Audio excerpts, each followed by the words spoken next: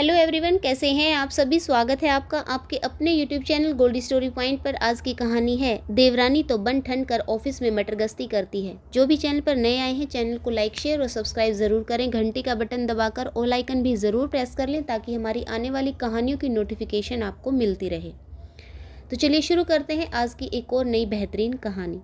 हमारे घर की खुशियों और सुख शांति पर अचानक ही ग्रहण लग गया। पहले हमेशा चुस्त दुरुस्त रहने वाली माँ को दिल का दौरा पड़ा। माँ घर की मजबूत रीढ़ थी। उनका आईसीयू में भर्ती होना हम सबके पैरों तले से जमीन खिसका गया। वे करीब हफ्ते भर अस्पताल में रही। इतने समय में ही बड़ी और छोटी भाभी के बीच तनातनी पैदा हो गई। छोटी भाभी शिखा की विकास भैया से करीब 7 महीने पहले ही शादी हुई थी। वे ऑफिस जाती हैं। माँ अस्पताल में भर्ती हुई तो उन्होंने छुट्टी ले ली। माँ को 48 घंटे के बाद डॉक्टर ने खतरे से बाहर घोषित किया तो शिखा भाभी अगले दिन से ऑफिस जाने लगी। ऑफिस में इन दिनों काम का बहुत अधिक भार होने के कारण उन्हें ऐसा करना पड़ा था। बड़ी भाभी नीरजा को छोटी भाभी का ऐसा करना कतई नहीं जचा। वह दफ्तर जाने के लिए तैयार होती छोटी भाभी को देखकर गुस्से में भरकर बोली, मैं अकेली घर का काम संभालूं या अस्पताल में माजी के पास रहूं? किसी एक इंसान के दफ्तर न पहुंचने से वह बंद नहीं हो जाएगा। इस कठिन समय में शिखा का काम में हाथ न बटाना ठीक नहीं है। शिखा ने सहजता से कहा, दीदी मेरी मजबूरी है, मुझे 8-10 दिन ऑफिस जाना ही पड़ेगा, फिर मैं छुट्टी ले लूँगी और आप खूब आराम करना। शिखा की सहजता से कही गई इस बात से नीरजा ने खामखाही बुरा मान लिया। यह सच है कि नीरजा भाभी माँ के साथ बहुत बड़ी गहराई से जुड़ी हुई हैं। उनकी माँ उन्हें बचपन में छोड़कर चल बसी थी। सास बहू के बीच बड़ा मजबूत रिश्ता था और माँ को पड़े दिल के दौरे ने नीरजा को दुख, तनाव व चिंता से भर दिया था। शिखा भाभी की बात से बड़ी भाभी अचानक बहुत ज़्यादा चिढ़ गई। वह शिखा से गुस्से में भरकर बोली, बन ठन कर ऑफिस में बस मटर गश्ती करने जाती हो। मैं घर ना संभालूं तो तुम्हें आटे दाल का भाव मालूम पड़ जाए। ऐसी कड़वी बातें मुंह से निकालकर बड़ी भाभी ने शिखा को रुला दिया। मुझे नहीं करनी नौकरी, मैं त्यागपत्र दे रही हूँ। शिखा की इस धमकी को सब ने सुना और इससे घर का माहौल और भी ज़्यादा तनावग्रस्त हो गया। शिखा की पगार की घर की आर्थिक स्थिति को ठीक ठाक बनाए रखने में बहुत महत्वपूर्ण भूमिका निभाती है। सब जानते हैं कि वे जिद्दी स्वभाव की हैं और जिद पर अड़कर कहीं सचमुच त्यागपत्र न दे, इसलिए बाबूजी को इस मामले में हस्तक्षेप करने को मजबूर कर दिया। वह बड़ी बहू से बोले, बहू उसे दफ्तर जाने दो, हम सब हैं ना यहाँ काम संभालने के लिए। तुम अपनी सास के साथ अस्पताल में रहो, अंजलि रसोई संभालेगी। बाबूजी ने नीरजा को गंभीर लहजे में समझाया और उनकी आंखों का इशारा समझकर अंजलि रसोई में घुस गई। राजीव को पता चला तो उन्होंने नीरजा को जोर से डांटा, इस परेशानी के समय में तुम यह क्या काम का रोना धोना लेकर बैठ गई हो? जरूरी न होता तो शिखा कभी ऑफिस नहीं जाने को तैयार नहीं होती। जाओ उसे मनाकर ऑफिस भेजो।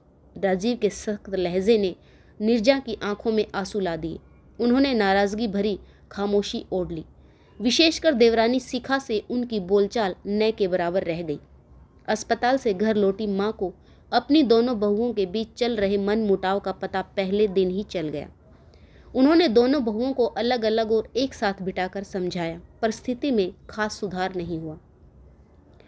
दोनों बहुएं आपस में खिंची खिंची सी रहती। उनके ऐसे व्यवहार के चलते घर का माहौल तनावग्रस्त रहने लगा। बड़ा बेटा नीरजा को डांटता, तुम बड़ी हो और इसलिए तुम्हें ज़्यादा जिम्मेदारी से काम लेना चाहिए। बच्चों की तरह मुंह फुलाकर घूमना तुम्हें शोभा नहीं देता। छोटा बेटा विकास भी शिखा के साथ सख्ती से पेश आता और समझाता, शिखा तुम्हारे गलत व्यवहार के कारण माँ को दुख पहुँच रहा है। डॉक्टरों ने कहा है कि टेंशन उनके लिए घातक साबित हो सकती है। अगर उन्हें दोबारा हार्ट अटैक पड़ा तो मैं तुम्हें कभी माफ़ नहीं करूँगा। ऐसे कठोर बातें कहकर विकास शिखा को रुला देता। बाबूजी का काम था सबको समझाना। कभी कभी वे बेचारे बड़े उदास नजर आते। जीवन संगिनी की बीमारी व घर में घुस आई अशांति के कारण वे थके व टूटे हुए से दिखाई देने लगे थे। माँ ज़्यादातर अपने कमरे में पलंग पर लेटी आराम करती रहती। बहुओं के मूड की जानकारी उन तक पहुंचाने की जिम्मेदारी उन्होंने अपनी बेटी अंजलि पर डाली हुई थी। अंजलि बहुत कुछ बातें उनसे छिपा जाती पर झूठ नहीं बोलती। घर की बिगड़ती जा रही आर्थिक स्थिति को लेकर माँ की आंखों में चिंता के भाव को अंजलि ने निरंतर बढ़ते देखा था। नीरजा के 3 वर्षीय बेटे मोहित का जन्मदिन रविवार को पड़ा। इस अवसर पर घर के बोझिल माहौल को दूर भगाने का प्रयास सभी ने दिल से किया। शिखा मोहित के लिए बैटरी से पटरियों पर चलने वाली ट्रेन लेकर आई। सभी बन संवन कर तैयार हुए। बहुत करीबी रिश्तेदारों व मित्रों के लिए लजीज खाना हलवाई से तैयार करवाया गया। उस दिन खूब मौज मस्ती हुई, केक कटा, जमकर खाया पिया गया और कुछ देर डांस भी हुआ। यह देखकर सबकी खुशियां दोगुनी हो गई कि नीरजा और शिखा खूब घुल मिल कर आपस में हंस बोल रही हैं। लेकिन रात को एक और घटना ने घर में तनाव और ज़्यादा बढ़ा दिया।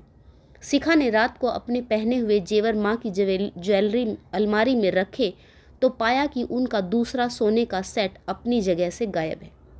उन्होंने माँ को बताया। जल्दी ही सेट के गायब होने की खबर घर भर में फैल गई।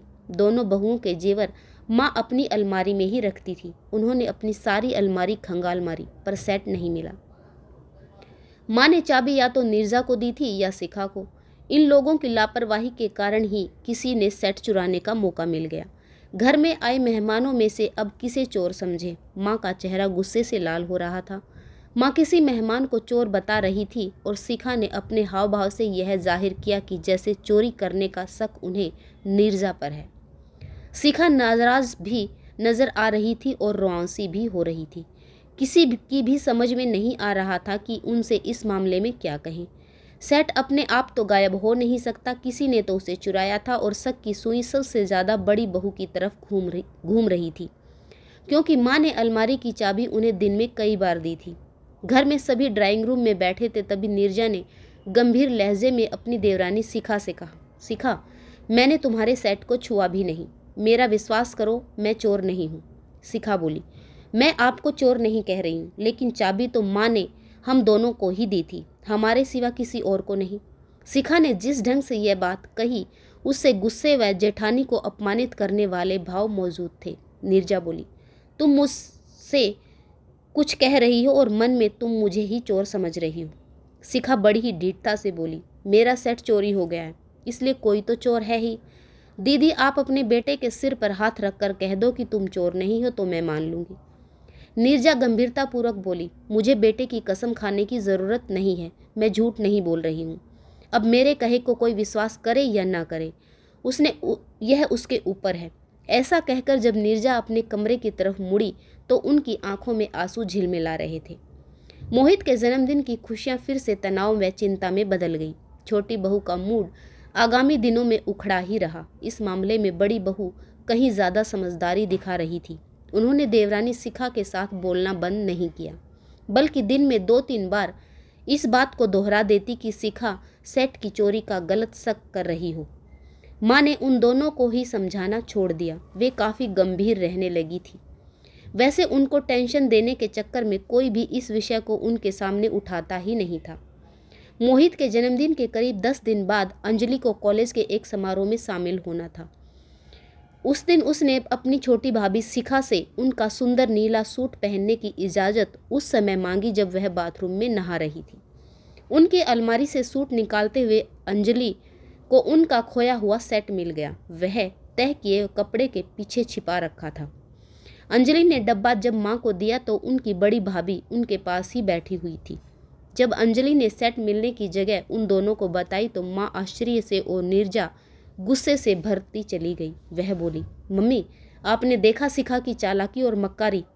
नीरजा का चेहरा गुस्से से लाल हो उठा। मुझे चोर कहलवा कर वह सब के सामने अपमानित करवा दिया और डब्बा खुद अपनी अलमारी में छिपा कर रखा था। उसे इस गंदी हरकत की सज़ा मिलनी चाहिए। तुम अपने गुस्से को काबू में रखो नीरजा, उसे नहाकर आने दो, फिर मैं उससे पूछताछ करती हूँ। माँ ने यह बात कई बार दोहराई, पर शिखा का नाम ले लेकर बड़ी भाभी कुछ न कुछ बोलती ही जा रही थी। कुछ देर बाद शिखा सब के सामने पेश हुई तो अंजलि ने सेट उनकी अलमारी में कपड़ों के पीछे से मिलने की बात दोहरा दी। सारी बात सुनकर वे जबरदस्त तनाव की शिकार बन गई। फिर नीरजा को गुस्से से घूरते हुए उन्होंने माँ से कहा, मम्मी, चालाक और मक्कार मैं नहीं बल्कि यह है। मुझे आप सब की नज़रों में गिराने के लिए इन्होंने बड़ी चालाकी से काम किया। मेरी अलमारी में सेट मैंने नहीं बल्कि इन्होंने छिपा कर रखा है। ये मुझे इस घर से निकलवाने पर तुली हुई हैं। नीरजा ने शिखा के इस आरोप का ज़बरदस्त विरोध किया। दोनों के बीच कड़वे तीखे शब्दों का आदान प्रदान हो ही गया। खामोश। अचानक से दोनों की ऊंची आवाज़ में डपटा तो दोनों सकपकाई सी चुप हो गई।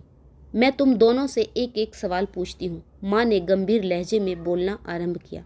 शिखा, तुम्हारा सेट मेरी अलमारी से चोरी हुआ तो तुमने किस सबूत के आधार पर नीरजा को चोर माना? शिखा ने उत्तेजित लहजे में जवाब दिया। मम्मी, आपने चाबी मुझे या इन्हें ही दी थी। अपने सेट के गायब होने का शक इनके अलावा और किस पर जाता? माँ ने कहा। तुमने मुझ पर शक क्यों नहीं किया? शिखा बोली। आप पर चोरी करने का शक पैदा होने का सवाल ही नहीं उठता। मम्मी, आप आदरणीय है, सब कुछ आपका ही तो है।